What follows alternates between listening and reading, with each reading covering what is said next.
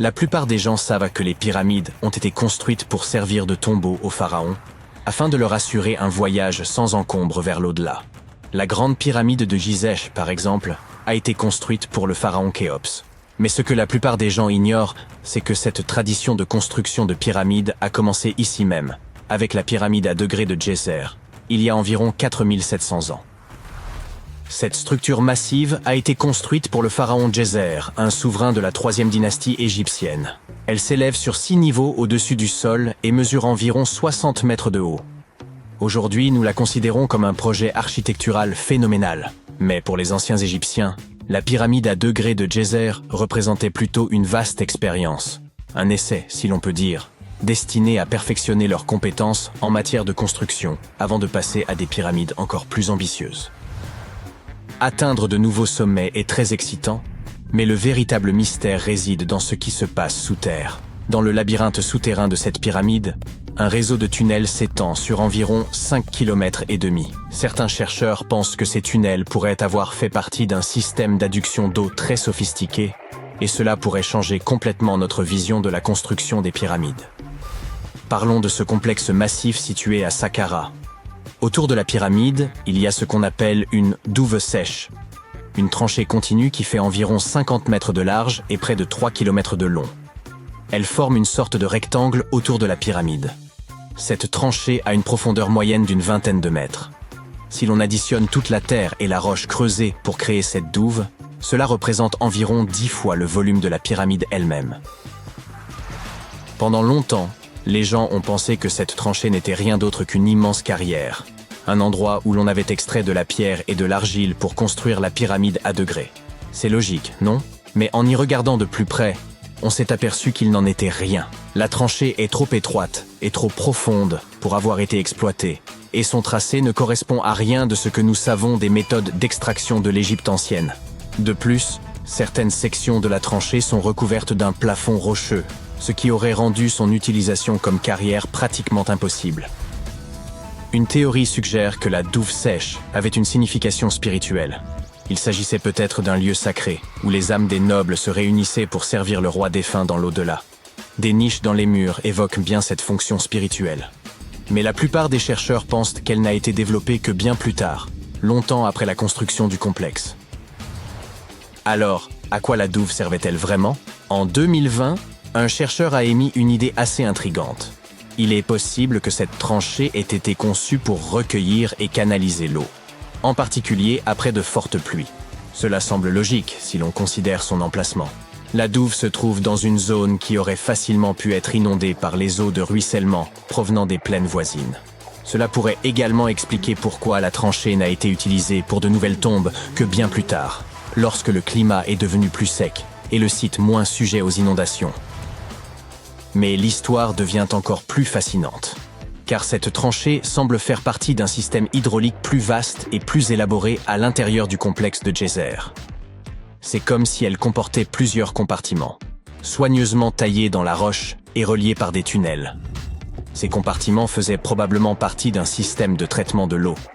L'eau s'écoulait d'un compartiment à l'autre, se purifiant au fur et à mesure qu'elle progressait. C'est ici que les choses commencent à se rattacher à la pyramide elle-même. Le complexe de Djéser comporte une série de puits souterrains, et certains chercheurs pensent que l'eau de la douve a pu être utilisée pour alimenter un système d'ascenseur hydraulique.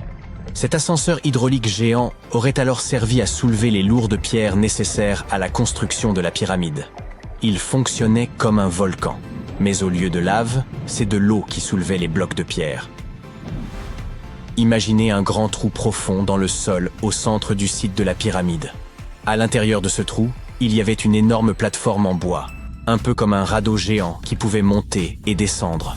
Lorsque les ouvriers voulaient soulever une pierre lourde, ils remplissaient le trou d'eau. Lorsque le niveau de l'eau montait, la plateforme en bois se mettait à flotter, emportant la pierre avec elle, un peu comme un ascenseur géant. Lorsque la pierre atteignait la bonne hauteur, les ouvriers la faisaient glisser de la plateforme vers la pyramide. L'idée, c'est que l'eau de la tranchée, après avoir été nettoyée et filtrée, se serait écoulée dans ces puits. Un flotteur énorme, peut-être en bois, s'élevait alors au fur et à mesure que l'eau remplissait le puits soulevant les pierres jusqu'à l'endroit où on en avait besoin pour la construction. Une fois la pierre en place, l'eau était évacuée et la plateforme redescendait, prête à soulever la pierre suivante. Ce système de levage hydraulique sophistiqué aurait pu changer la donne, rendant l'ensemble du processus de construction beaucoup plus rapide et efficace, et permettant d'économiser de la main-d'œuvre. C'est comme si les anciens Égyptiens avaient déjà adopté la notion selon laquelle travailler plus intelligemment vaut mieux que travailler plus durement. Mais bien sûr, tout le monde n'est pas d'accord avec cette théorie. Certains experts affirment que la zone où a été construite la pyramide à degré de Djéser n'aurait pas pu fournir suffisamment d'eau. Les pluies étaient assez rares pour entretenir un système hydraulique aussi élaboré. La théorie principale suggère qu'il y avait peut-être un lac à proximité qui se serait rempli après chaque période de pluie et qui aurait fourni l'eau dont le complexe avait besoin pour son système hydraulique. Or, aucun écrit de l'Égypte ancienne ne fait mention d'un tel lac. Il s'agit donc plus d'une hypothèse que d'une réalité. Et puis, il y a la question du travail lui-même. Vous vous souvenez que j'ai dit que cette méthode aurait pu permettre aux anciens bâtisseurs d'élever des pierres avec beaucoup moins d'efforts? Ce n'est peut-être pas tout à fait vrai. Selon certains experts, la construction de ce dispositif aurait nécessité beaucoup plus de travail que le simple déplacement des blocs de pierre nécessaires à l'édification du monument. Et n'oublions pas que la pyramide à degré de Djéser est relativement petite comparée à celles qui ont suivi. Les pierres utilisées pesaient en moyenne 300 kg chacune, ce qui n'est rien comparé aux blocs de plus de 2,5 tonnes utilisés plus tard pour la pyramide de Khéphren. S'il nous faut complètement écarter cette théorie de l'ascenseur hydraulique, il nous reste à expliquer comment cette pyramide a été construite. Pour répondre à cette question, nous devons revenir un peu en arrière et parler des plans d'origine. Avant que la tombe de Djéser ne devienne une pyramide, l'idée était de construire un simple mastaba. Ce type de tombeau était assez courant dans les périodes antérieures. Une structure rectangulaire à toit plat avec des côtés inclinés. Mais une fois le mastaba original terminé, ils auraient décidé de l'agrandir un peu en ajoutant quelques couches supplémentaires. Ils auraient ensuite ajouté d'autres couches jusqu'à ce que la construction atteigne 6 niveaux distincts, chacun plus petit que le précédent. Et ils auraient probablement fait tout cela en soulevant ces lourdes pierres à l'aide de passerelles, et non d'un ascenseur hydraulique. Nous ignorons encore beaucoup de choses sur la pyramide à degré de Djéser. Des recherches supplémentaires sont certainement nécessaires pour comprendre comment ce système fonctionnait, ou s'il a même existé. Mais l'idée d'utiliser de l'eau pour construire une pyramide apporte une nouvelle dimension à notre compréhension de l'ingénierie de l'Égypte ancienne. Cela nous rappelle avec force à quel point ces bâtisseurs étaient intelligents et ingénieux, mettant à profit les ressources naturelles dont ils disposaient pour créer l'un des monuments les plus emblématiques de l'histoire.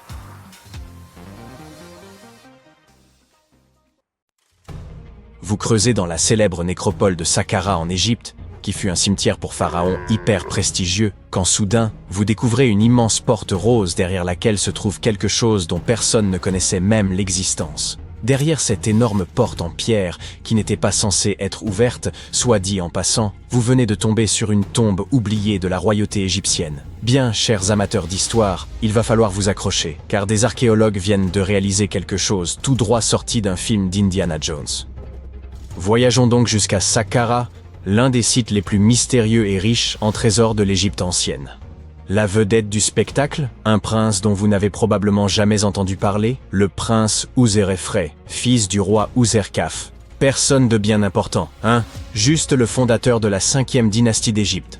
Rien de bien sérieux. Mais la manière dont sa tombe a été découverte, tout a commencé avec cette porte massive, faite de granit rose, rien de moins. Mais il ne s'agit pas simplement d'une dalle de pierre ordinaire, elle mesure environ 4 mètres de haut et plus d'1 mètre de large. Une girafe pourrait facilement la franchir sans se cogner la tête. Cette porte est également plus lourde que le SUV de votre voisin. Mais il y a un rebondissement, ce n'était pas une vraie porte. C'était une fausse porte. Un symbole destiné à permettre à l'esprit du défunt de passer du monde des vivants à l'au-delà. C'est là que notre histoire devrait prendre fin. Après tout, les fausses portes sont courantes dans les tombes. Mais celle-ci était vraiment spéciale. Vous voyez, les fausses portes étaient généralement fabriquées en calcaire, une roche assez commune et répandue un peu partout en Égypte. Pour en construire une en granit rouge ou rose, il fallait transporter ces roches depuis une carrière située à 650 km de là. Et vous vous doutez bien que le voyage n'était pas bon marché. Selon les égyptologues, c'est la première fois qu'une fausse porte de cette taille et de ce matériau est découverte en Égypte, ce qui en fait une pièce d'architecture totalement unique. Outre son coût extrêmement élevé, elle cachait également une surprise. Lorsque les chercheurs ont approfondi leurs investigations, ils ont réalisé que cette fausse porte dissimulait en réalité une véritable entrée. Et où conduisait-elle? À une tombe cachée remplie de statues, de reliques et de secrets vieux de plus de 4000 ans.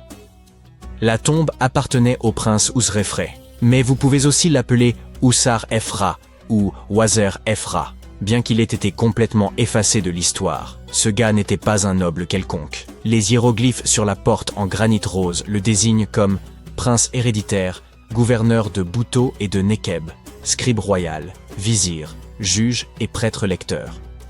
Ouf, un peu comme la version égyptienne de Daenerys Targaryen. Ces inscriptions non seulement identifient ses rôles politiques et religieux, mais suggèrent également qu'il détenait un pouvoir significatif en Basse et en Haute-Égypte, ces deux régions reliées directement par ses titres. Un titre en particulier, prêtre de Sokar, le lie à la divinité de la nécropole. C'est la tête de faucon.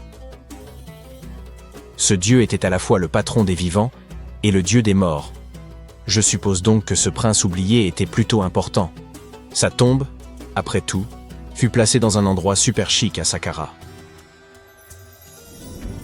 Ce qui est encore plus mystérieux, c'est que le prince Ousrefré n'apparaît pas dans les listes officielles ni dans les arbres généalogiques royaux, ce qui nous amène à nous demander s'il est décédé avant de pouvoir accéder au trône, ou si son héritage a été délibérément effacé lors d'un des innombrables drames politiques qui secouaient régulièrement l'Égypte ancienne. Certains érudits croient aujourd'hui que sa disparition serait liée à des luttes de pouvoir religieuses ou politiques datant du début de la 5e dynastie, à l'époque où son père Ouserkaf travaillait à remanier la religion du pays. Et en parlant de son père, le roi Ouserkaf fut un véritable pionnier. Il ne fut pas seulement le fondateur de la veuille dynastie, il a aussi provoqué une véritable révolution religieuse, en élevant le dieu soleil Ra au-dessus de divinités plus anciennes. En effet, Ouserkaf a construit le tout premier temple solaire à Abouzir, suscitant une réelle obsession dynastique pour ce culte. Après la fin du bref mais révolutionnaire règne d'Ouserkaf, d'autres pharaons sont entrés en scène. Saouré, Néferirkare, Niuserre-Ini. En gros, le boys band de la 5e dynastie. Et ces gars-là étaient focalisés sur deux choses, construire des pyramides et faire de l'argent. Ils ne se contentèrent pas d'empiler des pierres. Ils étendèrent l'influence de l'Égypte, ouvraient des routes commerciales vers des terres lointaines, et pavaient leurs temples d'or et de splendeur à n'en plus finir. Dans les tombes, c'était encore plus cool. Il y avait une magnifique table d'offrandes en granit rouge, couverte d'inscriptions décrivant les aliments rituels, une sorte de menu éternel pour l'au-delà, car ils croyaient que les défunts pouvaient, comme par magie, se restaurer de ces aliments. Mais en fait, c'étaient les prêtres funéraires et leurs familles qui mangeaient tous ces mets. On a également découvert des fragments de poterie, des amulettes et des murs peints. Mais les véritables vedettes, là-dedans, c'étaient les statues. Et là, les choses deviennent assez étranges, mais dans le bon sens. Les chercheurs ont découvert des statues du roi Djeser, celui qui a construit la première pyramide d'Égypte, de sa femme et de leurs 10 filles, à l'intérieur de la tombe du prince Ousrefré. Mais Djeser a vécu plusieurs siècles avant Ouserkaf. Alors que faisaient-ils ces statues ici? Eh bien les scientifiques n'en savent rien. Ces statues furent construites pendant le règne du roi Djeser lui-même, et appartenaient probablement à cette première pyramide jamais construite. Les experts pensent qu'elles furent déplacées pendant la 26e dynastie, des milliers d'années après Djeser, peut-être pour les protéger de la destruction, ou peut-être parce qu'elles étaient encore vénérées. En gros, les anciens Égyptiens étaient des accumulateurs, mais d'une manière élégante. Les scientifiques savent également de façon certaine que certaines gravures et statues retrouvées dans cette tombe ne furent réalisées que bien plus tard, ce qui signifie que le site fut probablement transformé en une espèce d'entrepôt pour objets de luxe, ou peut-être s'agit-il simplement d'une forme de décoration intérieure très ancienne. Quoi qu'il en soit, ce n'était pas tout. Il y avait une autre entrée en granit rose du côté est du tombeau, avec des inscriptions liées au roi Néferirkare, un autre pharaon de la 5e dynastie qui a également essayé de construire sa propre pyramide, mais a échoué.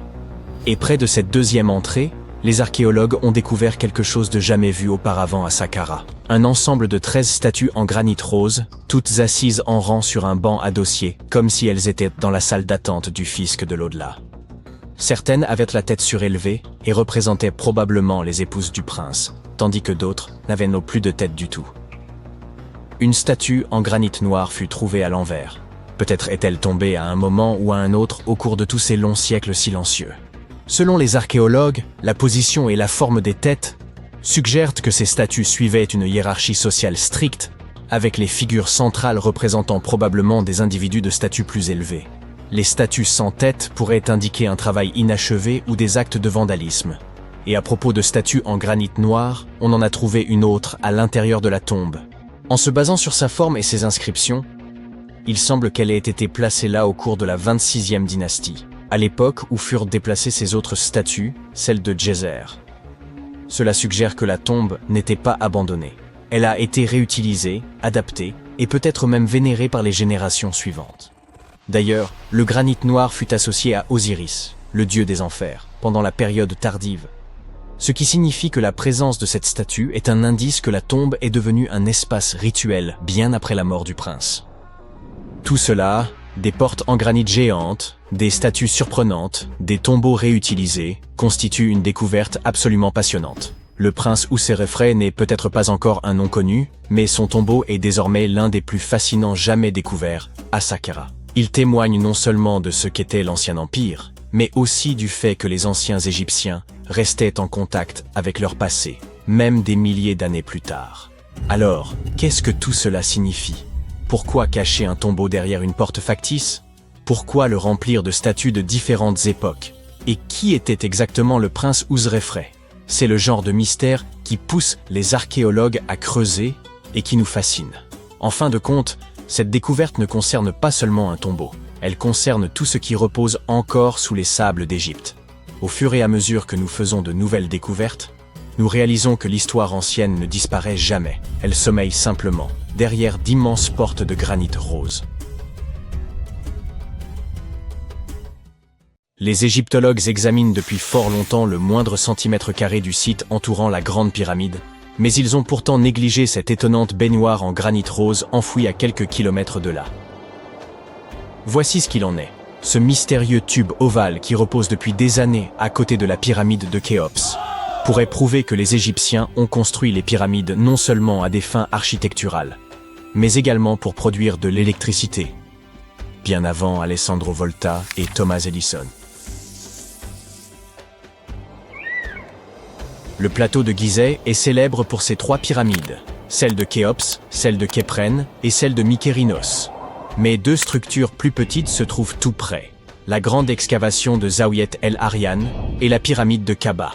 Certains chercheurs affirment que ces constructions n'ont jamais été achevées, tandis que d'autres pensent qu'elles ont été détruites pour des raisons plus mystérieuses.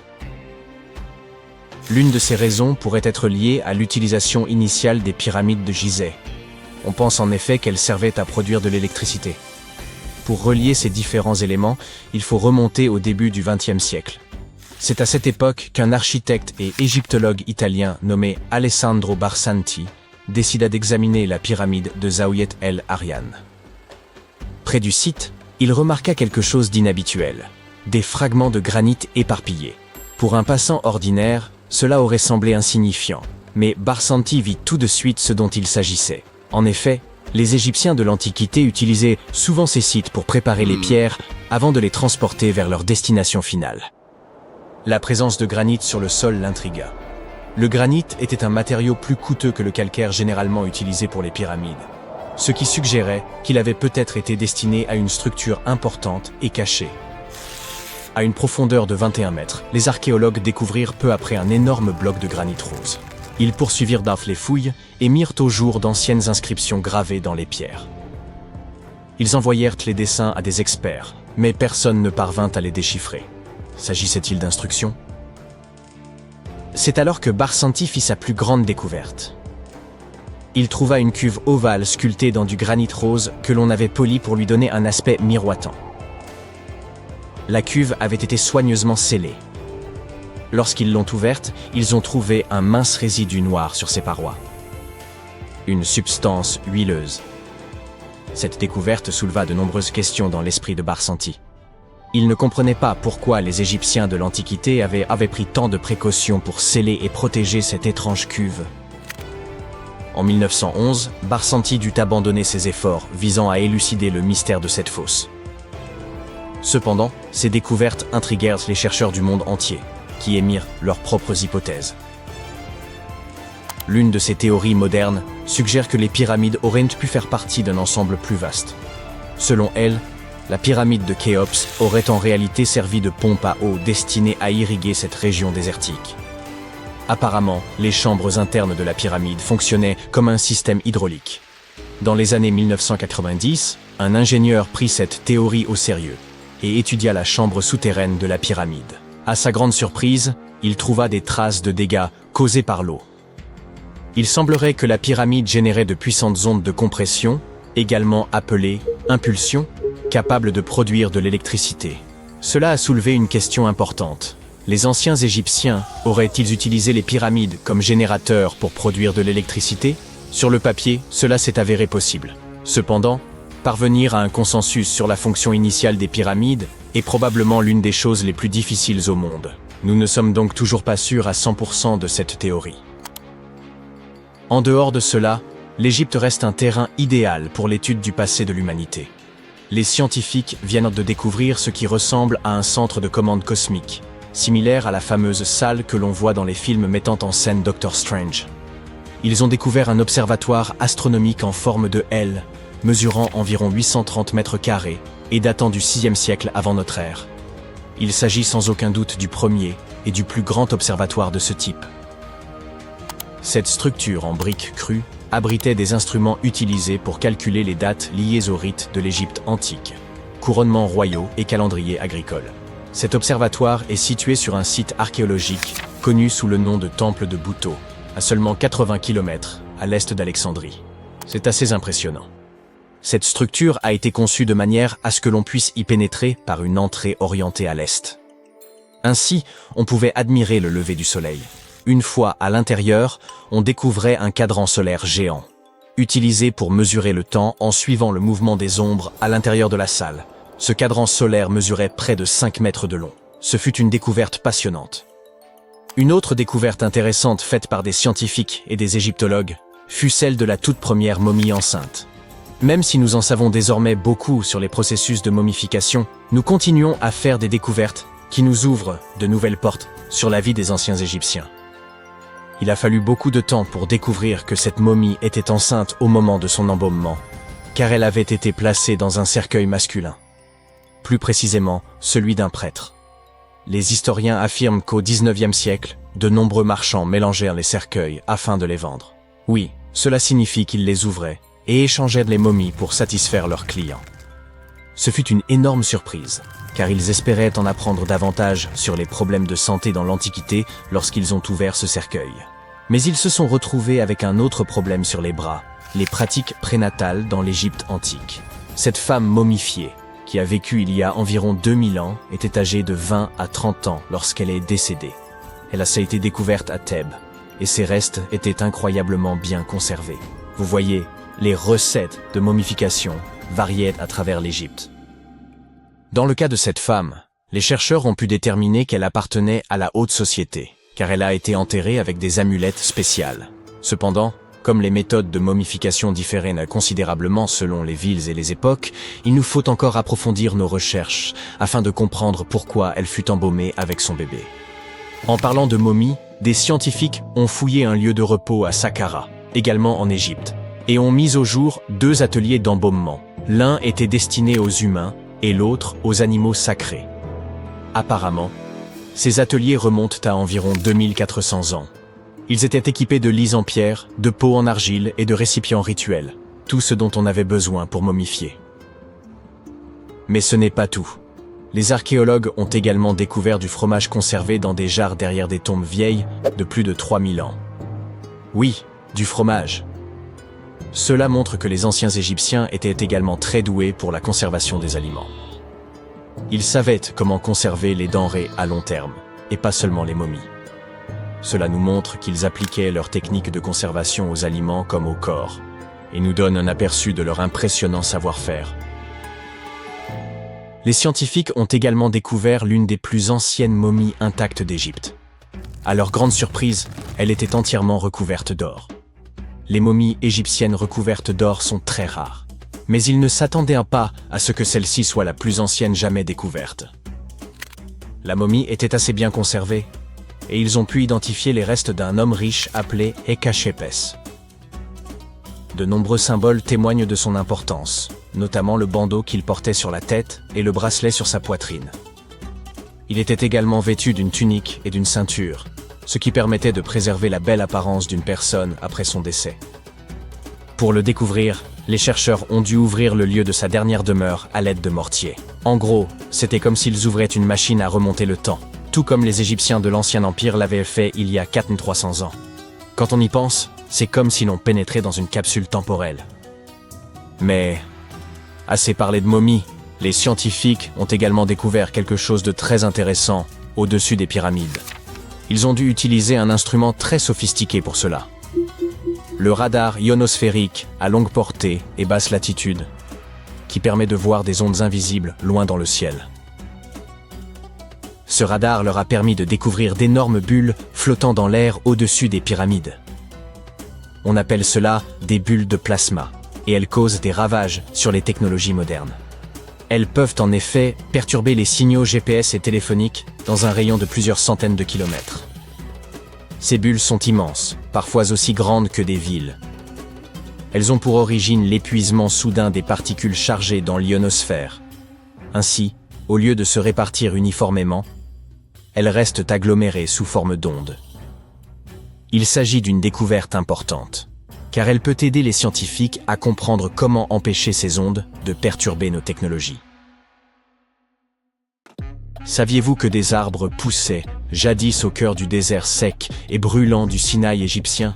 Aussi surprenant que cela puisse paraître, c'est pourtant exact. Récemment, des archéologues ont mis au jour une avenue bordée d'arbres, une authentique voie verte, menant à une immense forteresse ancienne. Non, ce n'est ni un mirage, ni une illusion, née d'un esprit trop fertile, bien que le mien le soit. Cette découverte renverse complètement notre perception de la vie dans les déserts de l'Égypte ancienne. Faisons un bref retour en arrière. Le site concerné, baptisé Tel Abou Saifi, se trouve dans le nord de la péninsule du Sinaï.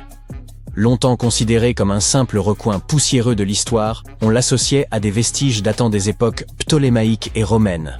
Autrement dit, les siècles ayant suivi la conquête d'Alexandre le Grand et l'appropriation du territoire par l'Empire romain. Or, une récente campagne de fouilles, menée à l'initiative du ministère égyptien du Tourisme et des Antiquités, a révélé bien plus qu'un avant-poste oublié. Il s'agissait d'une véritable forteresse militaire, dotée de tranchées défensives, de routes pavées, de fours à chaux, de casernes, et même de logements pour les familles des soldats.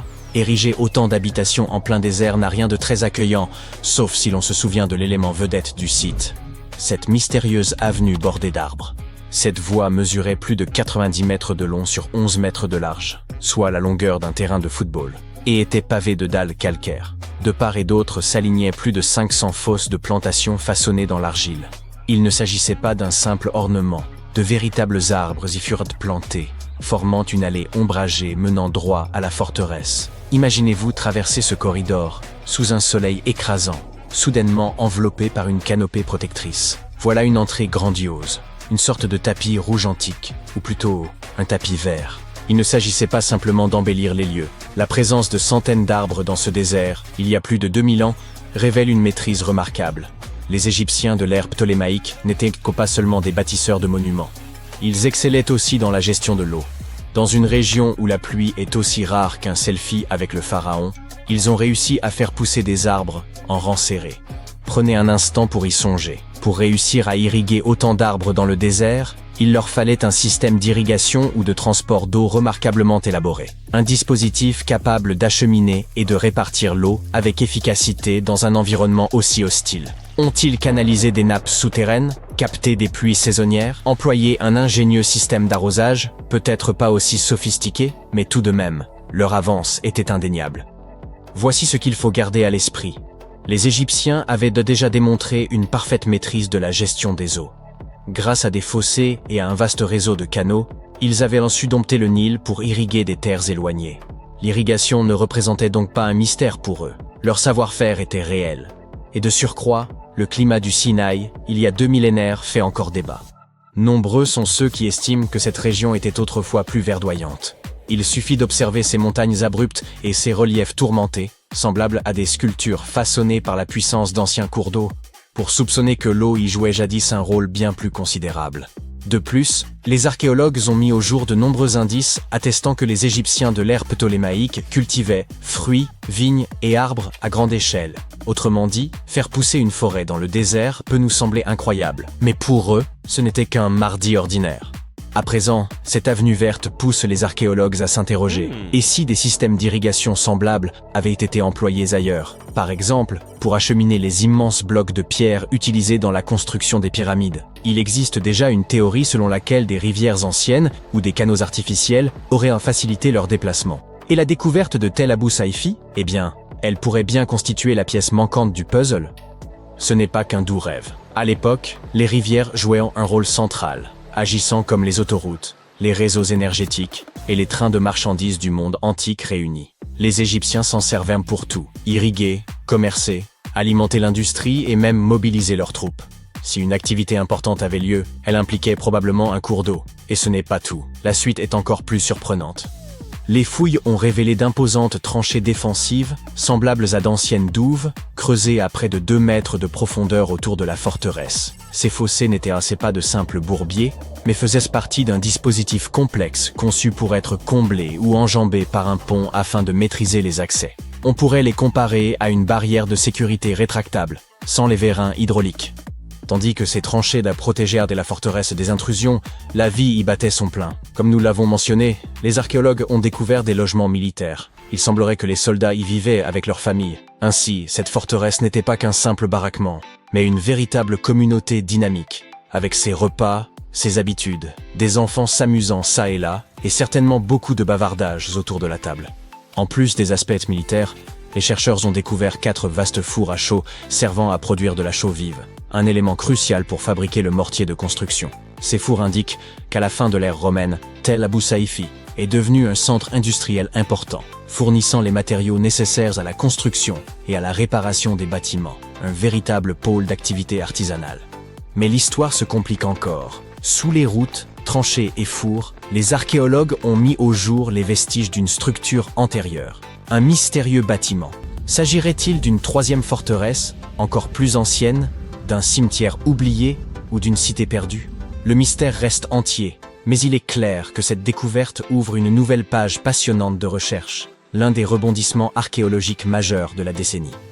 Que faut-il en conclure? Eh bien, pour commencer, cela bouleverse bon nombre d'idées reçues sur la vie dans les déserts de l'Égypte ancienne. On les a longtemps considérés comme des frontières naturelles, arides, hostiles et dépeuplées. Or, cette découverte laisse penser qu'ils furent jadis verdoyants et habités. Non parce que le climat était très différent, mais parce que les Égyptiens savaient, avec un génie remarquable, soumettre la nature à leurs besoins. Ils ne se contentèrent pas de survivre au désert, ils le façonnaient. Cela relance aussi le vieux débat sur l'ingéniosité technique des anciens Égyptiens. S'ils ont pu bâtir au cœur du Sinaï une forteresse dotée de douves, de routes arborées, d'un réseau d'irrigation et d'installations artisanales, est-il vraiment invraisemblable d'imaginer qu'ils aient pu concevoir des systèmes hydrauliques pour déplacer les blocs des pyramides? Oublier la théorie des anciens extraterrestres. Distrayante, certes, mais qui nous détourne d'une réalité fondamentale, ces peuples étaient d'une intelligence remarquable. Une bonne partie de ce que nous appelons aujourd'hui technologie moderne n'est que l'héritage d'une ingéniosité antique. Et l'on ignore combien de savoirs précieux se sont perdus en chemin. Pendant ce temps, les fouilles se poursuivent. Les chercheurs entreprennent une cartographie complète de Tel Abou Saifi afin de comprendre l'agencement global du site. Certains envisagent d'analyser le sol pour repérer d'anciennes racines, voire identifier les essences qui poussaient autrefois. Si des palmiers dattiers s'y trouvaient, par exemple, nous serions peut-être face à la plus ancienne allée de fruits secs au monde. Vous vous doutez bien que l'intérêt de ces découvertes dépasse le seul cadre de l'histoire. Elles résonnent aussi avec les défis de notre époque. Face au dérèglement climatique et aux canicules de plus en plus éprouvantes, il devient urgent de se demander ce que ces civilisations disparues, capables de faire fleurir le désert, pourraient encore nous enseigner. S'il fallait ne retenir qu'une chose, Tel Abou Saifi nous rappelle que la civilisation égyptienne ne se résume pas à des pyramides, des pharaons et leurs momies. Ce peuple comptait des bâtisseurs clairvoyants, des architectes du vivant et des esprits résolument pragmatiques. Ils n'attendaient pas que la nature comble leurs besoins. Ils la façonnaient selon leurs desseins. Et grâce à des trouvailles comme celle-ci, nous discernons mieux l'ampleur de leurs avancées et, disons-le, de leur impressionnante modernité. Ainsi, la prochaine fois que l'on vous décrit le désert comme un espace stérile, vous pourrez rétorquer avec aplomb qu'il y a plus de 2000 ans, en plein cœur du Sinaï, s'élevait une forteresse avec des douves, une avenue bordée d'arbres, des casernes, des ateliers, et même une structure secrète enfouie sous terre. Voilà qui remet les pendules à l'heure, d'une comprise. Et qui sait quels autres vestiges y sont encore enfouis, attendant de réécrire l'histoire. Des scientifiques ont mis au jour une pyramide inconnue, enfouie sous les sables de Judée. Après quelques fouilles, ils ont découvert qu'elle renfermait des trésors demeurés intacts pendant près de 2 millénaires, ainsi que des secrets historiques auxquels nous n'avons accès que maintenant. Sur le site de la forteresse de Zoar, située à 800 mètres au-dessus de la mer Morte, des archéologues recherchèrent des manuscrits susceptibles d'apporter de nouvelles informations sur l'histoire du lieu. Ces fouilles s'inscrivaient dans une vaste campagne de longue date, visant à protéger les sites contre le pillage et les excavations illégales. Ce qu'ils ne s'attendaient pas à découvrir, c'était une structure en forme de pyramide, érigée au sommet d'une colline et composée de pierres taillées à la main, chacune pesant plusieurs centaines de kilos. D'abord persuadés d'être face à une tombe, les experts remarquèrent vite la forme des murs d'origine et comprirent que le monticule était une construction. Ils constatèrent aussi que quelqu'un avait creusé au sommet, probablement des pillards ayant repéré des richesses enfouies. Par chance, la majeure partie de la structure demeurait enfouie sous le sable, dissimulant ainsi les découvertes les plus précieuses.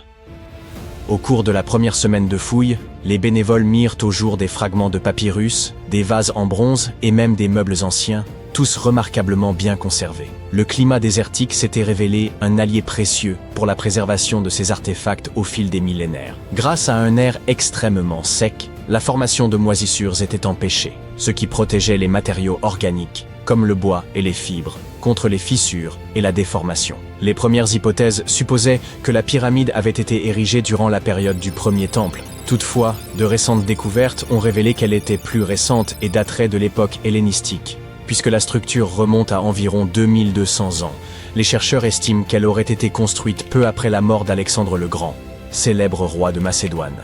À cette époque, ces généraux se partagèrent l'ancien empire séleucide. Ptolémée prit le contrôle de l'Égypte et des territoires voisins, y compris la région de la mer Morte, tandis que Séleucos s'empara du nord, qui correspond aujourd'hui à une partie du Moyen-Orient. On ignore encore si la pyramide fut érigée sous l'autorité des Ptolémées ou des Séleucides, car des monnaies des deux royaumes ont été découvertes sur le site. Toutefois, la majorité des spécialistes penchent pour une construction réalisée à l'époque où la région se trouvait sous domination ptolémaïque. Des indices laissent également penser que l'édifice, malgré sa remarquable solidité, s'est effondré à un moment donné. Cependant, ce n'est pas la cause de son abandon par les anciens Égyptiens, ce qui soulève une question essentielle. Quelle était sa véritable fonction ? Certains avancent l'hypothèse d'un tombeau, en raison de son emplacement privilégié au sommet d'une colline. D'autres supposent qu'il aurait pu servir de monument commémoratif. Néanmoins, l'une des théories les plus convaincantes soutient que la pyramide fut utilisée comme tour de guet, protégeant une importante route commerciale empruntée pour transporter le sel et le bitume de la mer Morte vers les ports côtiers. Les chercheurs estiment aussi qu'elle aurait pu servir de point de collecte des taxes pour les fonctionnaires du royaume lagide, comparable à nos péages modernes ou aux actuelles agences d'inspection portuaire. Bien que le contenu des papyrus reste inconnu, il semble très probable qu'ils aient été rédigés en alphabet grec. Certains experts avancent même qu'il pourrait s'agir de documents fiscaux, ce qui correspondrait parfaitement à l'hypothèse selon laquelle la pyramide servait d'avant-poste. L'équipe qualifie cette énigme de fascinant mystère historique que les fouilles contribuent peu à peu à élucider. Cependant, cette découverte n'est qu'une infime pièce d'un vaste puzzle archéologique. Les recherches s'inscrivent dans un projet de grande ampleur mené depuis de longues années. Rien que durant les 8 dernières, les équipes ont exploré près de 180 km de falaises désertiques et identifié environ 900 grottes dans ce périmètre. Grâce à l'usage de la descente en rappel, d'équipements perfectionnés et de méthodes de documentation avancées, les archéologues ont mis au jour des milliers d'objets rares. Rouleaux cachés, outils d'ébénisterie, tapis, pièces de cuir, ainsi que divers trésors d'une valeur historique inestimable. Pour eux, le désert de Judée s'apparente à un coffre-fort ancestral, encore scellé, qui ne demande qu'à livrer ses secrets. Quelques années avant la découverte de la mystérieuse pyramide, une grotte avait été mise au jour. Elle avait servi de refuge à des rebelles hébreux près de 1900 ans auparavant. Situé à environ 80 mètres, sous le sommet d'une falaise et difficile d'accès, le site n'avait jamais été exploré jusque-là. À l'intérieur, les archéologues ont découvert des fragments inédits des célèbres manuscrits de la Mer Morte, contenant des passages religieux rédigés en grec. Grâce à l'excellent état des papyrus, 11 lignes de texte purent être reconstituées, permettant ainsi aux scientifiques d'en analyser et d'en identifier précisément l'étymologie. L'aspect le plus remarquable demeure l'état de conservation exceptionnel des découvertes. Grâce aux conditions arides et à la chaleur constante du désert, ces artefacts sont restés intacts pendant des millénaires. Les fouilles ont également révélé d'autres trésors insoupçonnés, des pièces rares, un squelette partiellement momifié vieux de plus de 6000 ans, dont subsistaient encore peau, tendons et mèches de cheveux. Parmi les trouvailles figure aussi un large panier tressé en fibres végétales, considéré comme le plus ancien au monde, âgé de plus de 10 000 ans, capable de contenir près de 100 litres et fabriqué environ un millénaire avant l'invention de la poterie. Parmi ces trésors historiques, un autre a particulièrement retenu l'attention de la communauté scientifique, un petit fragment de tissu âgé d'environ 3800 ans. Mais il ne s'agit pas d'un simple morceau de textile. Teint avec la rare couleur écarlate, citée à de nombreuses reprises dans les anciens textes religieux, cette pièce constitue la plus ancienne preuve connue de tissu coloré à partir d'insectes appelés cochenilles, responsables de cette teinte rouge intense. Ce pigment était très prisé, au même titre que le bleu royal ou la pourpre, car les insectes vivaient dans les chênes et ne pouvaient être récoltés que durant une brève période de l'année. Ces teintures étaient donc réservées aux tissus sacrés, tels que les vêtements des prêtres, signalant statut et importance religieuse. Bien que ce fragment soit d'une grande valeur archéologique, sa taille reste minuscule, moins de 2 ou 3 cm. Le fragment fut découvert en 2016 lors de fouilles dans la dite « grotte des crânes ». On ignore comment ce tissu y est parvenu. Selon les experts, il démontre que l'on savait déjà teindre les fibres de laine il y a environ 3800 ans. Il apporte également la preuve que l'industrie textile antique employait déjà des animaux, à peu près au moment où les hommes commençaient à produire des sources écrites. Les tissus colorés avec ce type de teinture apparaîtront plus tard, mais ce fragment reste bien plus ancien que tout autre exemplaire connu, ce qui le rend tout à fait exceptionnel.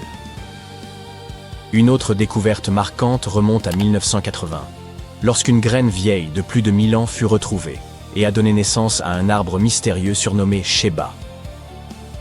Les scientifiques ont consacré 14 années à sa culture, et l'arbre atteint aujourd'hui environ 3 mètres de haut.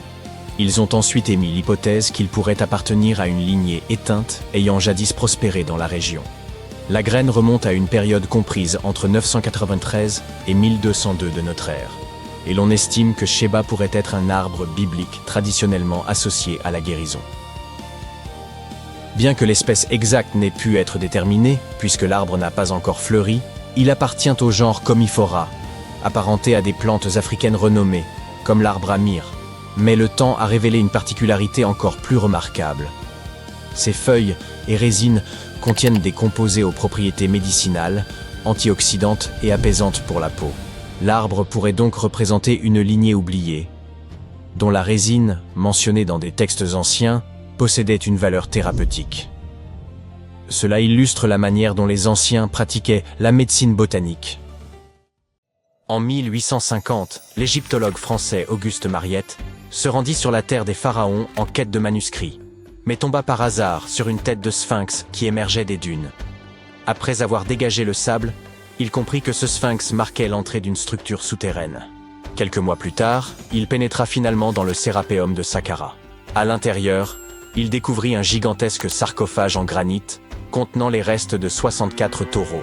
Les scientifiques restent émerveillés par la technologie qu'utilisèrent les anciens Égyptiens pour déplacer ces immenses blocs.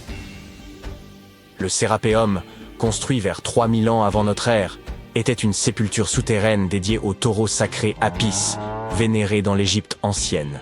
Il comportait un long corridor de près de 150 mètres, bordé de vastes salles de pierre. Certains sarcophages, pesant jusqu'à 100 tonnes, soit l'équivalent de 50 voitures moyennes, était réalisé avec une précision remarquable, présentant des angles parfaits de 90 degrés. Ornées de hiéroglyphes et de gravures, ces pièces détaillaient les récits et l'importance accordée au taureau Apis. Aujourd'hui, seuls 24 sarcophages subsistent. Dans l'Égypte antique, les taureaux Apis occupèrent une place prépondérante en raison de leur lien avec le dieu Ptah. Ils étaient perçus comme porteurs de son esprit et de sa sagesse, tout en soutenant le pharaon et son peuple. Les prêtres identifiaient ces taureaux sacrés en recherchant des signes distinctifs.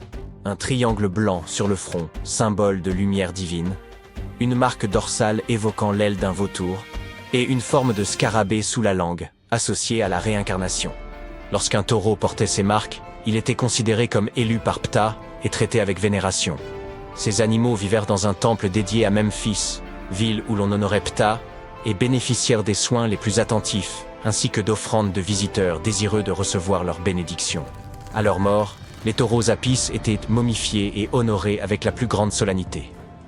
Lorsque Mariette pénétra dans le Sérapéum, il observa des traces de rouleaux sur le sol des galeries et découvrit 2 treuils horizontaux en bois, chacun muni de 8 leviers.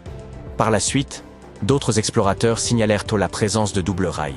Les chambres funéraires étaient situées à un niveau inférieur au sol du couloir. Pour positionner les sarcophages, les ouvriers remplissaient ces chambres de sable, permettant ainsi un déplacement en ligne droite. Ensuite, le sable était progressivement retiré, abaissant doucement les sarcophages dans des emplacements parfaitement taillés dans la roche. Une inscription en pierre trouvée dans le Sérapéum mentionnait qu'à l'époque de Ptolémée II, en 247 avant notre ère, il fallait 28 jours pour placer un seul sarcophage avec son couvercle. L'incroyable précision des sarcophages, notamment leurs angles de 90 degrés, s'explique également par les avancées géométriques des anciens Égyptiens. Dès 1850 avant notre ère, ils rédigèrent des traités de géométrie, démontrant qu'ils connaissaient une valeur approximative de pi et savaient calculer le volume d'une pyramide tronquée. Ces compétences avancées en mathématiques expliquaient leur capacité, 5 siècles plus tard, à sculpter des surfaces parfaitement planes. Bien que tout cela puisse sembler logique, certains pointent des incohérences. La taille des sarcophages dépasse largement celle des taureaux, alors que les pharaons étaient inhumés dans de petits cercueils, à peine adaptés à leur corps. De plus, ces sarcophages, réalisés en granit avec une précision remarquable, auraient pu être fabriqués en calcaire, un matériau bien plus facile à travailler. Le transport de ces immenses sarcophages semble réalisable en théorie, mais reste complexe. Si une personne pouvait tirer environ 200 kilos, il aurait fallu au moins 250 personnes pour déplacer un seul sarcophage. Or, les tunnels du Sérapéum sont extrêmement étroits, excédant d'à peine 60 cm la largeur des sarcophages eux-mêmes. Il aurait été impossible que des centaines de personnes se serrent dans ces espaces confinés pour tirer les sarcophages. Et quand bien même, comment auraient-elles pu faire pivoter les blocs dans ces étroits couloirs, les abaisser dans leurs niches et les positionner parfaitement au centre? Pourtant, cela a été réalisé pas moins de 24 fois, chaque sarcophage étant impeccablement centré. De surcroît, les chambres étaient recouvertes de poussière, sans aucune trace de suie provenant des lampes, ce qui impliquerait de travailler dans une obscurité quasi totale. La fonction véritable de ces sarcophages pourrait toutefois avoir été différente. Bien avant l'ère des pharaons, les populations locales connaissaient déjà le processus de fermentation. Ce phénomène survient lorsque des micro-organismes, comme les levures, consomment des substances comme l'amidon, produisant ainsi du gaz carbonique et de l'éthanol. Il est donc possible qu'en Égypte ancienne, des aliments tels que l'orge, le pain ou même la viande aient été placés dans ces immenses coffres de pierre, puis scellés hermétiquement à l'aide de lourds couvercles. Ces sarcophages en granit, d'une précision remarquable, étaient pratiquement hermétiques, empêchant toute fuite. Lorsque la levure commençait à agir, elle générait progressivement du gaz carbonique, augmentant la pression interne. Les sarcophages, dotés d'une robustesse exceptionnelle, pouvaient supporter des pressions bien supérieures à celles des pneus de voiture. Sous l'effet de cette compression, les cristaux du granit produisaient une très faible charge électrique. Ce phénomène était possible grâce à la présence de quartz dans le granit, un matériau réactif à la pression. Par ailleurs, l'ajout de viande ou de parties animales aurait pu favoriser le développement des levures. La viande contient en effet de l'acide oléique, un élément nécessaire pour que les levures continuent de croître et résistent aux effets toxiques de l'éthanol qu'elles produisent. Ainsi, Avec l'accumulation de gaz et la production d'électricité, ces sarcophages n'auraient pas uniquement servi d'anciens garde-manger, mais auraient pu être de véritables systèmes énergétiques. Au fil du temps, la pression interne devenait si élevée qu'elle pouvait repousser le couvercle, libérant le gaz avec un bruit sec. Toutefois, lorsque le Sérapéum fut redécouvert en 1850, d'anciennes peintures montrèrent que des pierres étaient empilées sur certains couvercles. Cela suggère que, dans l'Antiquité, des efforts furent entrepris pour alourdir ces couvercles afin de limiter les pertes dues à la pression interne. Ce poids additionnel permettait également aux cristaux de quartz du granit de continuer à générer davantage d'électricité sous l'effet de la pression. Si quelqu'un ouvrait l'un de ces sarcophages de pierre plusieurs millénaires plus tard, il ne découvrirait à l'intérieur que les ossements des taureaux déposés à l'origine. C'est précisément ce que Mariette a mis au jour dans les années 1850. Peu après les premières fouilles effectuées au cours de la seconde moitié du XIXe siècle, le Sérapéum fut ouvert aux visiteurs. Le prince de Galles, futur Édouard VII, aurait même déjeuné avec ses invités dans l'une de ces tombes. Bien que le site ait été rendu inaccessible pendant un certain temps à cause des sables et des séismes, il est aujourd'hui de nouveau possible de le visiter afin d'en percer le mystère. Grâce aux technologies modernes, nous pourrions bientôt résoudre de nombreuses autres énigmes historiques. Une équipe de scientifiques du musée Field d'Histoire naturelle de Chicago a récemment utilisé un scanner spécifique pour analyser des momies égyptiennes sans les déballer. Les chercheurs ont soigneusement transporté 26 momies sur des chariots adaptés jusqu'au parking où se trouvait le scanner. Celui-ci a pris des milliers de clichés radiographiques détaillés de chaque momie et de leur cercueil. En regroupant toutes ces images, ils ont pu créer des modèles 3D révélant l'intérieur des momies, y compris les squelettes et certains artefacts. Ces images devraient permettre aux archéologues de mieux comprendre les pratiques funéraires égyptiennes, remontant à plus de 3000 ans. Bien que la phase de numérisation ait été réalisée en seulement 4 jours, l'analyse complète des données pourrait prendre jusqu'à 3 ans. Les chercheurs ont néanmoins déjà pu découvrir quelques détails personnels sur certaines momies. L'une des figures momifiées les plus célèbres du musée est Shennet Aa, une aristocrate ayant vécu dans l'Égypte ancienne il y a environ 3000 ans. Elle serait décédée à la fin de sa trentaine ou au début de sa quarantaine. Les embaumeurs avaient inséré du rembourrage dans son cou pour éviter qu'il ne s'affaisse, garantissant ainsi que son corps demeure intact à travers les âges. Ils avaient également placé des yeux artificiels dans ses orbites afin qu'elle conserve une apparence complète dans l'au-delà. Elle avait été enveloppée dans un lin de raffiné et placée dans un cercueil richement décoré. Les scans ont révélé que ce dernier comportait une fente à l'arrière, utilisée par les embaumeurs pour ajuster le corps, ainsi que des détails artistiques, tels que des marques indiquant la position de ses genoux. Son enterrement semblait comparable, en termes de sophistication, à la conception d'une voiture haut de gamme. En 1936, l'égyptologue britannique Walter Bryan Emery mit au jour, en plein désert, un petit objet qui suscita d'intenses débats. Certains y virent la maquette sophistiquée de soucoupes volantes, voire un système de propulsion avancé, issu d'un vaisseau spatial appartenant à une civilisation venue d'ailleurs. Emery consacra de longues années à l'exploration de sites archéologiques dans la vallée du Nil, en particulier dans l'immense nécropole antique de Saqqara. Il y découvrit quantité de trésors, mais le plus déroutant provenait de la tombe d'un haut dignitaire nommé Sabou. L'identité précise de ce personnage demeure incertaine, bien que certaines sources le présentent comme l'un des fils du pharaon Hadjib. Le fait qu'il ait été enterré à Saqqara suggère un rang élevé au sein de la cour royale. L'époque à laquelle il vécut étant très ancienne, aucun document ne subsiste pour éclaircir son rôle exact ou son destin. Dans son tombeau, les chercheurs découvrirent 7 chambres funéraires, chacune renfermant les biens funéraires classiques. Des os d'animaux, des outils en silex, de la céramique, des objets en ivoire et des bols en pierre. Mais s'y trouvait également un étrange artefact brisé qui devint connu sous le nom de disque de Sabou. Il prend la forme d'un bol peu profond, à fond arrondi, doté de 3 lobes courbes finement sculptés, espacés d'environ 120 degrés autour de sa circonférence. 3 trous les séparent, et un tube fin se trouve en son centre. Le disque est fait de siltite, ou schiste, une roche poreuse, friable et très difficile à travailler. Elle se désagrège aisément sous pression, ce qui rend d'autant plus énigmatique la manière dont les artisans de 3000 avant notre ère ont pu la façonner à l'aide d'outils rudimentaires en pierre et en cuivre. L'autre grande énigme consiste en la présence de cet objet dans la tombe de Sabu. Peut-être sa fonction réelle permettrait-elle de mieux en comprendre la signification. Lors de sa découverte, les archéologues y virent un simple vase, un brûleur d'encens ou un objet décoratif à vocation rituelle.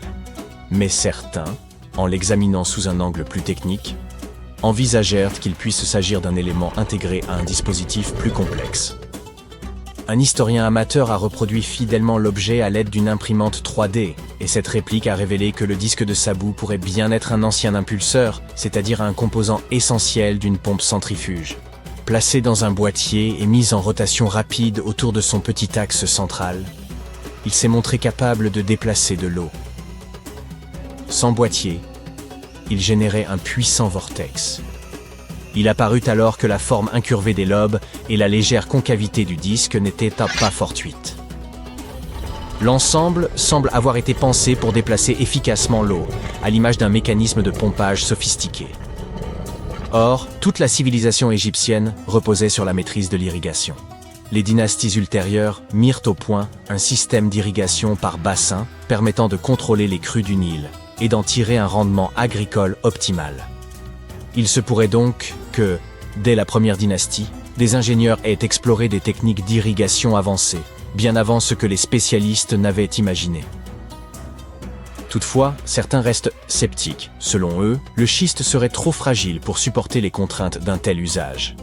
Ils émettent l'hypothèse que les artisans de la première dynastie auraient tenté de reproduire un objet plus ancien, en se contentant des matériaux et outils dont ils disposaient. Le disque pourrait alors être une réplique en pierre d'un artefact métallique, hérité d'une civilisation bien antérieure, et peut-être technologiquement plus avancée que l'Égypte antique elle-même. Un auteur suisse va même plus loin et suggère que le disque serait la copie d'un composant d'hyperpropulsion appartenant à un vaisseau extraterrestre, ou bien une maquette en pierre d'une soucoupe volante. Un chercheur français, quant à lui, avance que le disque de Sabu faisait partie d'un gigantesque dispositif industriel, destiné à produire du carbonate de sodium à l'intérieur des pyramides. D'autres encore estiment qu'il aurait pu s'agir d'un outil primitif de tressage de cordes, les lobes servant à torsader des brins de soie ou des fibres en ficelle lors de la rotation. Une autre théorie enfin évoque une lampe de très grande dimension.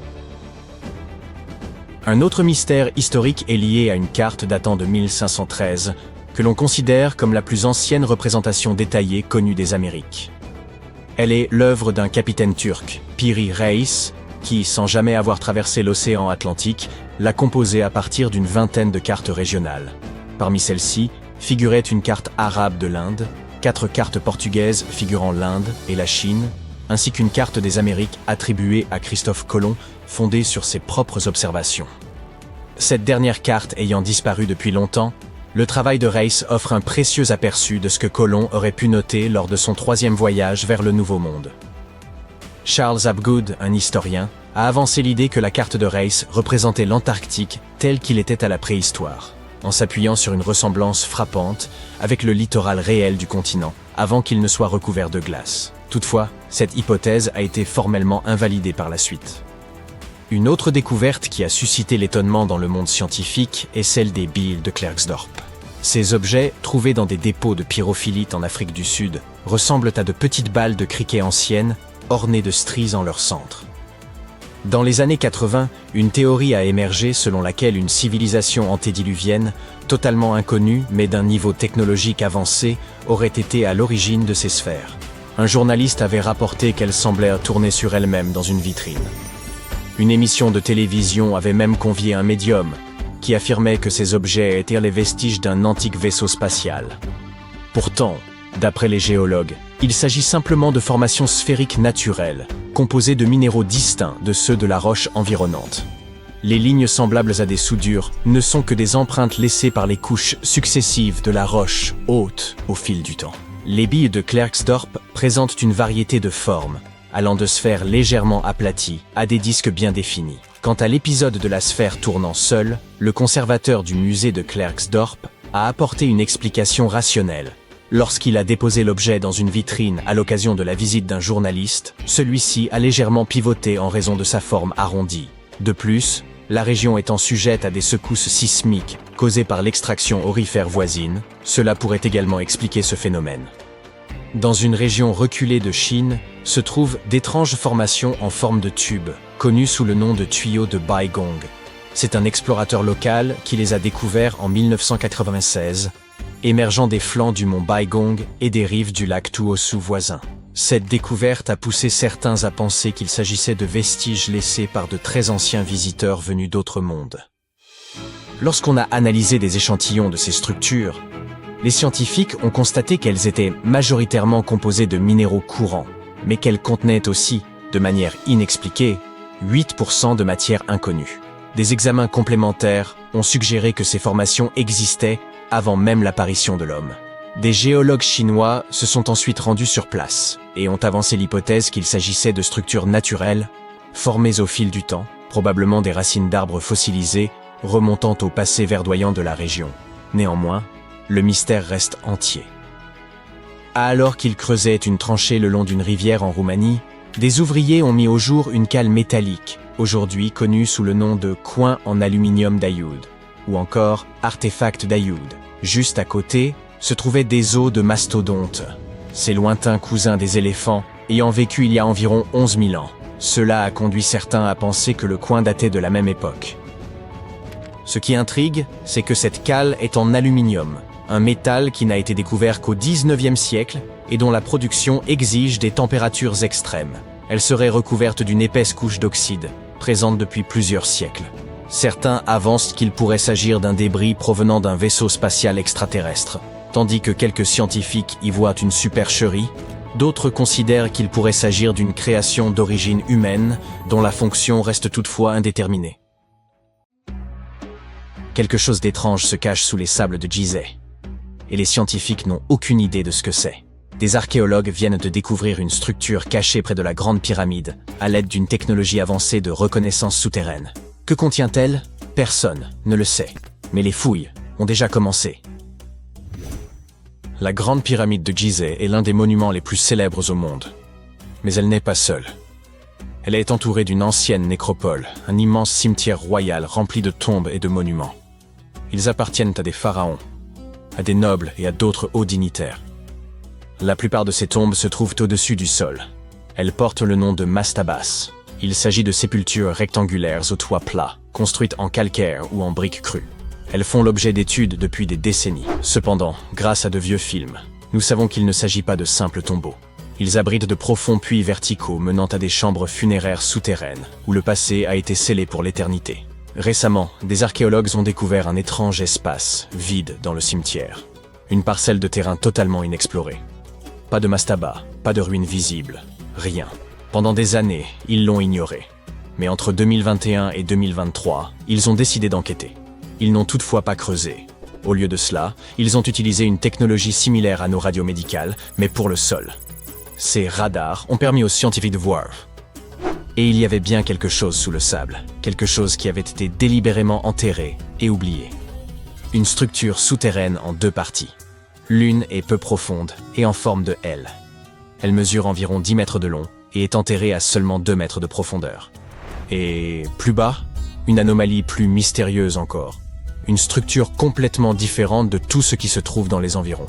Ils l'ont qualifiée d'anomalie à haute résistance, ce qui signifie qu'elle est dense et solide, probablement faite de pierre, de sable ou même de métal, et personne ne sait ce qu'elle renferme. Il est évident que cette structure en forme de L a été construite de main d'homme. Elle n'a rien de naturel, et il se pourrait qu'elle ne soit qu'une entrée vers ce qui se cache en dessous. Cependant, nous n'avons encore que des hypothèses concernant son contenu. Elle est remplie de sable et de gravier. Elle a probablement été remblayée délibérément après sa construction, peut-être pour la préserver. Pourquoi? Nous ne le savons pas. L'équipe archéologique devra procéder à des fouilles pour comprendre exactement ce qu'était cette structure et pourquoi elle a été construite. La première hypothèse est qu'il s'agit d'une chambre funéraire perdue. De nombreuses tombes à Gizeh ont des sites funéraires souterrains, mais la plupart présentent des marqueurs clairs à la surface. Celle-ci, pour une raison quelconque, n'en a aucun. Mais il se peut, tout de même, qu'il s'agisse bien de cela. La deuxième hypothèse est qu'il s'agit d'une ancienne chapelle funéraire. Les égyptologues savent que certaines chapelles furent construites de cette manière. Mais on les construisait généralement au-dessus du sol, non pas au-dessous, comme celle-ci. Enfin, il pourrait s'agir de quelque chose que nous n'avons jamais vu auparavant. Si cette structure s'avère être d'un type nouveau, cela pourrait bouleverser nos connaissances sur les sépultures des pharaons.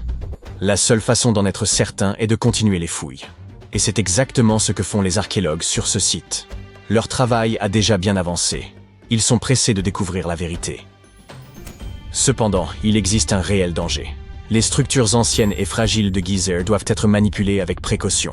Sinon, elles pourraient être endommagées de manière irréversible. Nous devons donc être patients.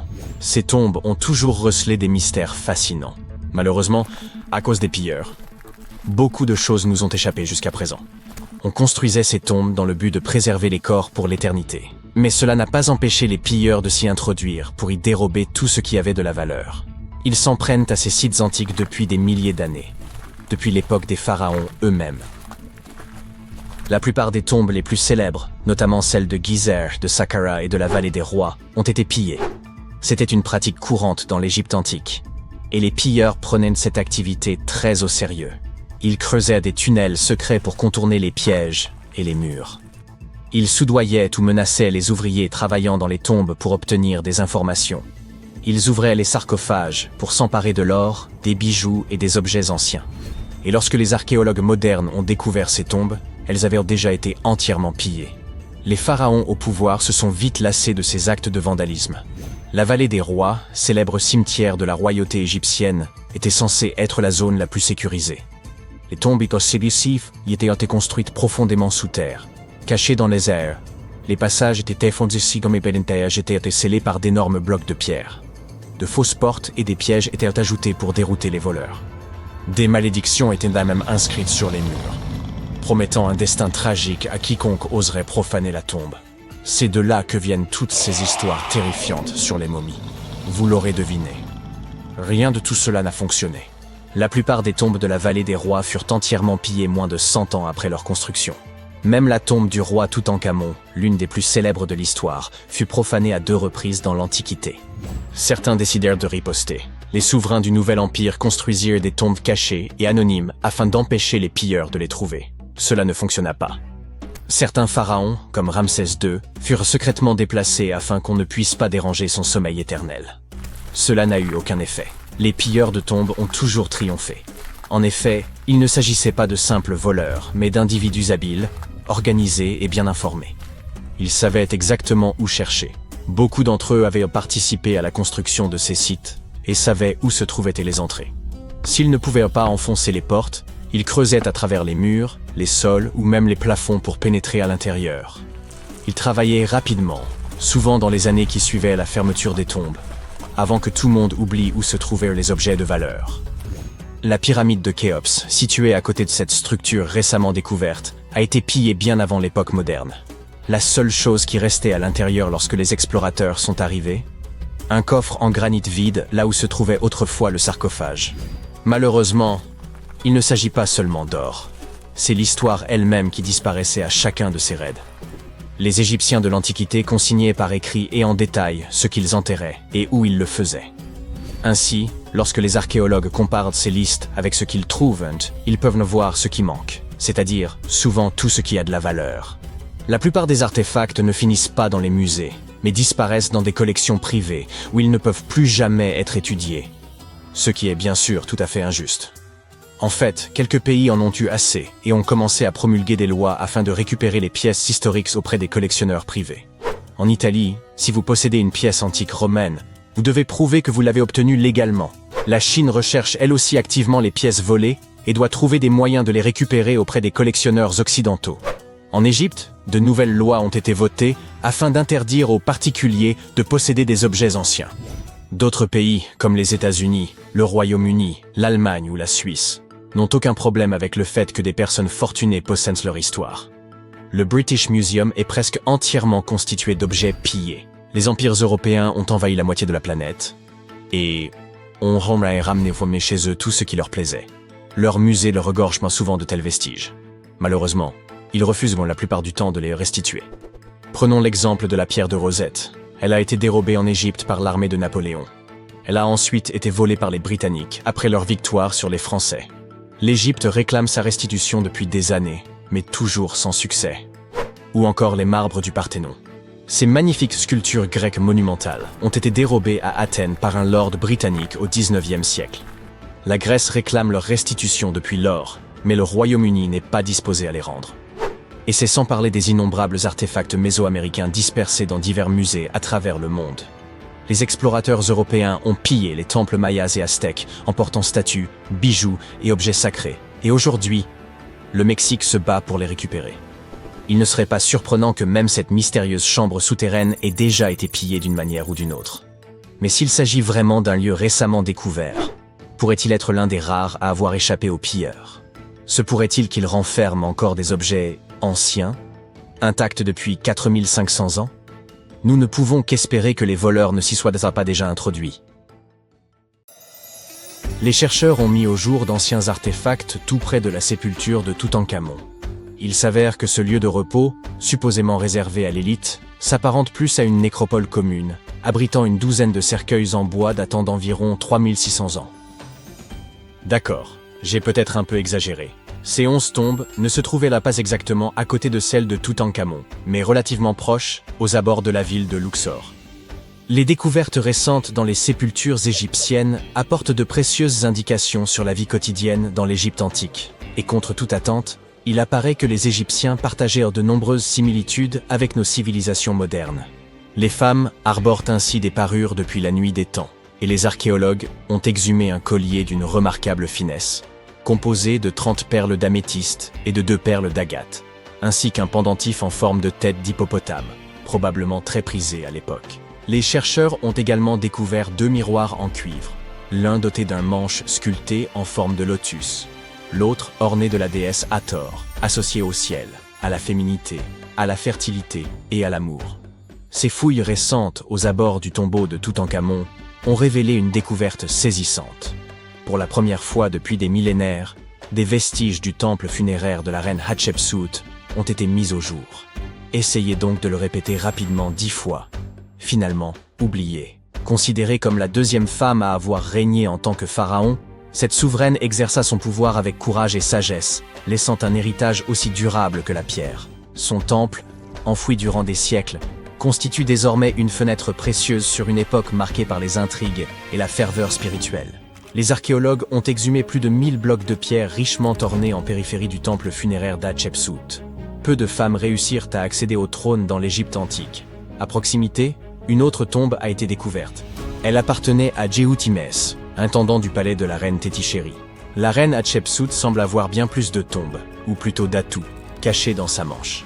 Contrairement aux pyramides, ces tombes ont été directement creusées dans la roche, illustrant une approche singulière de la préservation de l'âme dans l'au-delà. Les fouilles ont permis d'exhumer plusieurs objets anciens fascinants.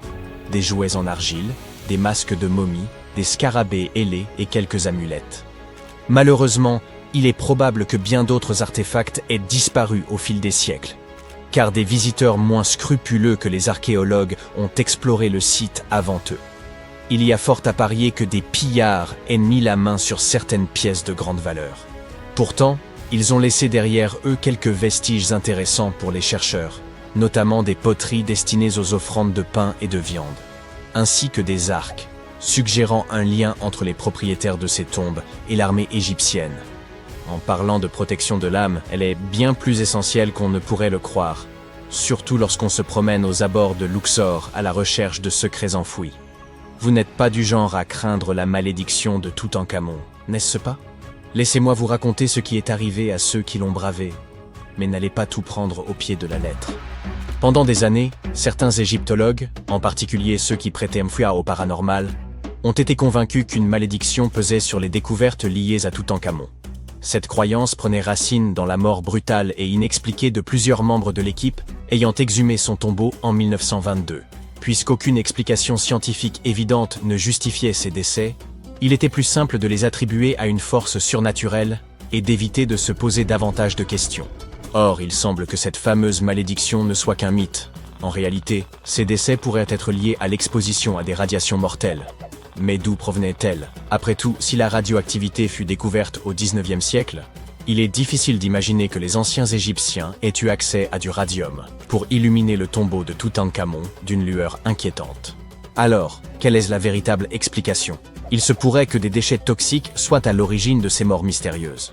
Des niveaux élevés de radiation issus de l'uranium et d'autres substances dangereuses auraient été piégés dans le tombeau depuis plus de 3000 ans. D'ailleurs, il se murmure que la chambre funéraire de Toutankhamon contiendrait encore aujourd'hui des taux de radiation si élevés que toute personne y pénétrant risquerait de développer une maladie incurable due à tant d'exposition. Et si cela vous semble exagéré, dites-vous que vous pourriez frôler un niveau de contamination similaire si vous laissez moisir des restes de nourriture au fond de votre frigo pendant un mois. Toutefois, cette radioactivité ne se limite pas au tombeau de Toutankhamon. La recherche d'artefacts égyptiens est proprement fascinante mais tout aussi périlleuse. De nombreuses tombes de l'Ancien Empire affichent des niveaux de radiation anormalement élevés. Les compteurs Geiger ont détecté des radiations sur 2 sites proches des pyramides de Gizeh, et du radon, un gaz radioactif, a été relevé dans plusieurs tombes souterraines de Saqqara. Il est probable que les bâtisseurs de ces sépultures aient eu conscience de ces toxines.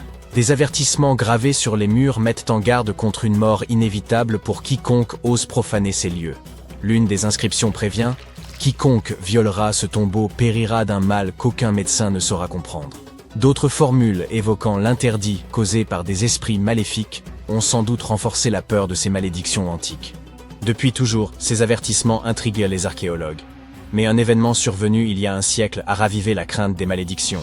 En 1922, peu après l'ouverture du tombeau de Toutankhamon, Lord Carnarvon, qui avait financé l'expédition, mourut dans des circonstances mystérieuses, de même que de nombreuses personnes ayant exploré la tombe. Arthur Weigel, un égyptologue britannique présent lors de l'ouverture du tombeau, est d'ailleurs considéré comme l'un des artisans du mythe de la malédiction. Ironie du sort, il mourut prématurément en 1934, alors qu'il n'avait qu'une cinquantaine d'années. Certains avancent que son décès pourrait être lié à une exposition prolongée aux radiations. Sur les 26 personnes présentes lors de l'ouverture, 6 périrent dans les 10 années suivantes. Toutefois, ces disparitions ne sont pas toutes imputables aux rayons X. Les causes variaient: asphyxie, AVC, insuffisance cardiaque, pneumonie et même empoisonnement. Sinistre, n'est-ce pas? Pourtant, un homme semble avoir échappé à cette prétendue malédiction. Howard Carter, l'archéologue qui dirigeait les fouilles. Pour certains, sa survie prouvait que cette légende n'était qu'un mythe. Après sa découverte, Carter publia plusieurs ouvrages avant d'abandonner progressivement l'archéologie pour le commerce d'antiquités destinées aux musées. Toutefois, certains pensent que la malédiction l'a frappé d'une autre manière. Une rumeur persistante le lie à Evelyn, la fille de Lord Carnarvon. On raconte qu'il l'aimait éperdument, mais qu'elle épousa un autre homme. Désespéré, il aurait choisi de rester célibataire jusqu'à la fin de sa vie. Une autre forme de malédiction, plus subtile, mais tout aussi cruelle.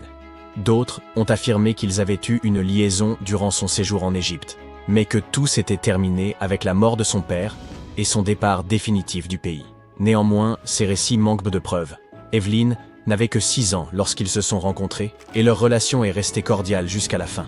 Présente à ses funérailles, elle faisait partie des rares invités, mais elle a nié toute romance, affirmant qu'ils n'étaient pas si intimes.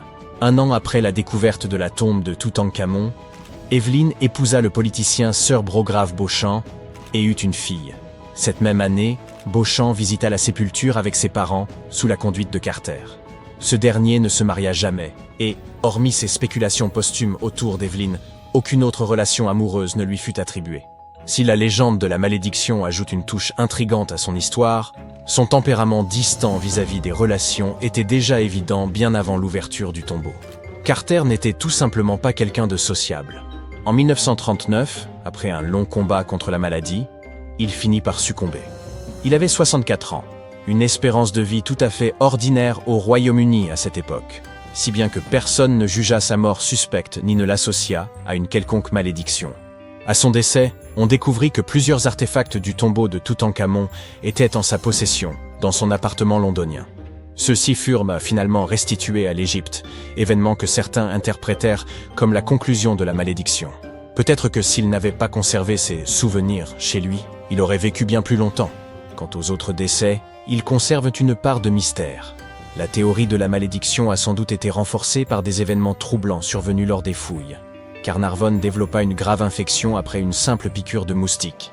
Et au moment de l'ouverture du tombeau, le Caire connut une panne de courant inexplicable suivie d'une tempête de sable. En Angleterre, le chien de Lord Carnarvon, Suzy, s'échappa de la demeure et se mit à aboyer frénétiquement, sans raison apparente, du moins si l'on en croit les témoins. Plus étrange encore, au moment exact où son maître rendit son dernier soupir, l'animal poussa un hurlement avant de s'effondrer, inerte. Peut-être que les radiations n'ont finalement joué aucun rôle et que les anciens artefacts du tombeau de Toutankhamon étaient réellement porteurs d'une malédiction. Troublant, n'est-ce pas? On vient de mettre au jour la tombe d'un médecin royal ayant vécu il y a plus de 4 millénaires, un homme entre les mains duquel reposait la vie des pharaons. Il détenait des secrets si précieux qu'il n'était connu que des souverains et des dieux. Et pourtant, lorsqu'ils ouvrirent sa tombe en 2024, nul corps n'y fut découvert. Seules demeuraient des peintures éclatantes, épargnées par les siècles, et d'étranges symboles gravés dans la pierre.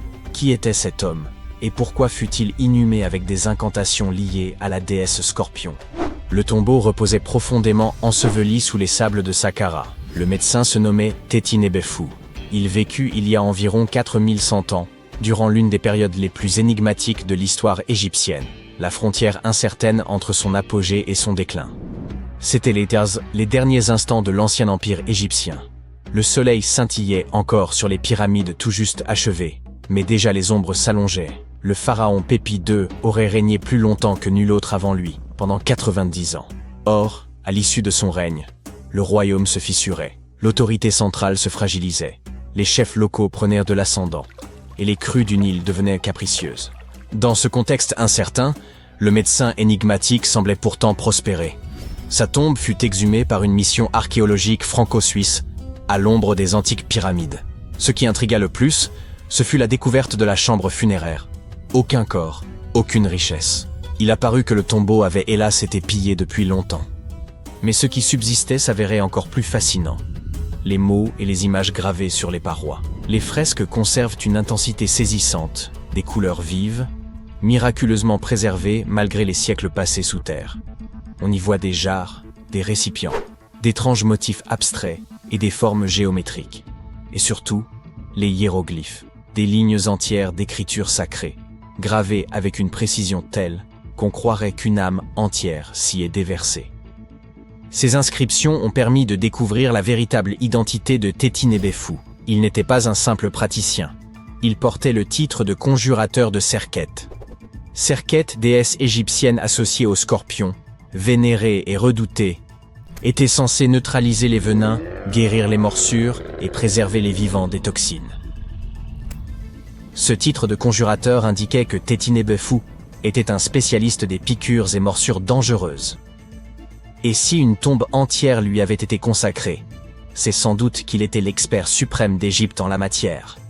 Un homme qui soignait à la fois par la médecine et la magie.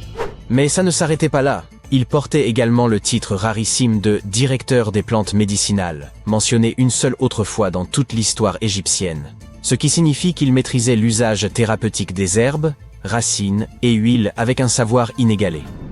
Vous vous demandez peut-être, quelle plante dans un pays dominé par le sable? Pourtant, les anciens Égyptiens utilisèrent des traitements à base de plantes qui seraient encore crédibles dans certains laboratoires actuels. Ils fabriquaient pilules, onguents et inhalateurs, choisissant un principe actif, un arôme pour en faciliter l'absorption, et un vecteur pour le diffuser dans le corps. Cela ne vous rappelle rien?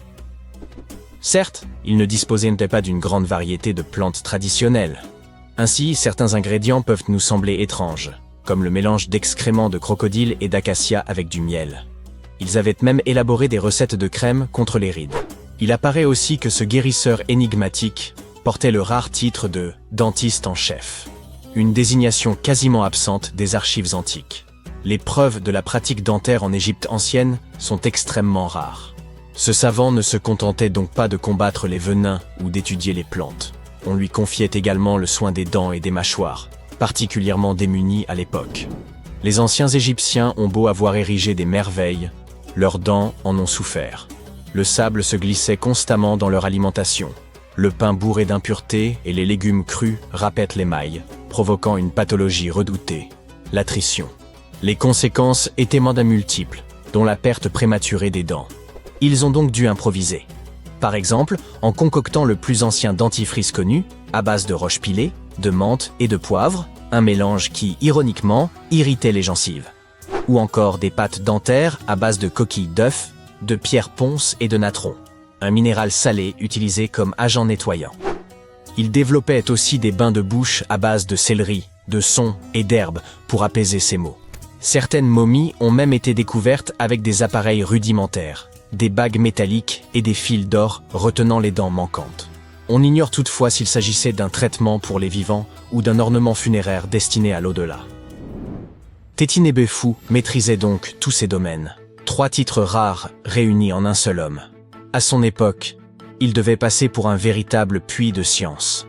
Dans un monde sans technologie moderne, il faisait figure de magicien, capable de sauver une vie grâce à une simple feuille ou une banale écorce. C'est pourquoi les archéologues estiment qu'il ne s'agissait pas d'un médecin ordinaire. Il aurait été le médecin royal, celui qui veillait sur la santé du pharaon lui-même. On ignore quel roi il servait, peut-être Pépi en Meu, et qui sait, c'est peut-être à lui qu'il devait son exceptionnelle longévité.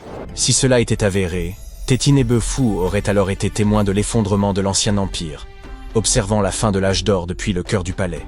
Puis il fut enseveli après sa mort, et sa dépouille, dérobée ou perdue avec le temps. Mais l'équipe poursuit l'étude du tombeau, mettant encore au jour les traces de cet homme hors du commun. De manière générale, l'ancienne médecine égyptienne atteignait un niveau étonnamment avancé. Bien des pratiques nous paraissent encore familières aujourd'hui.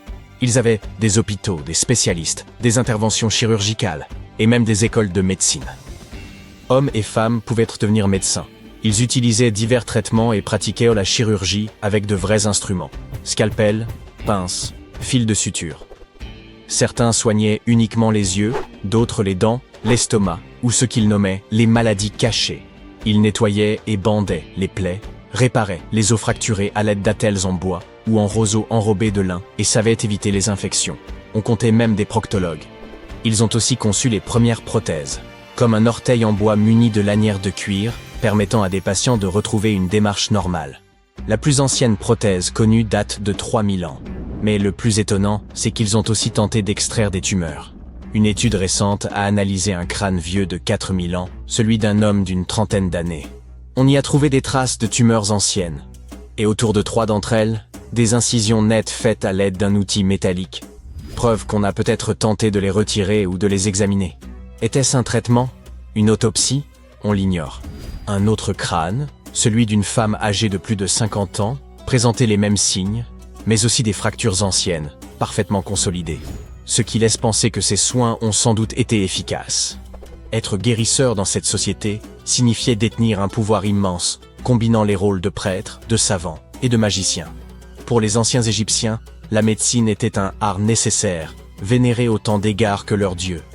Ils pensaient que la maladie relevait à la fois du corps et de l'esprit. Ainsi, un médecin pouvait à la fois appliquer un onguent et réciter une incantation.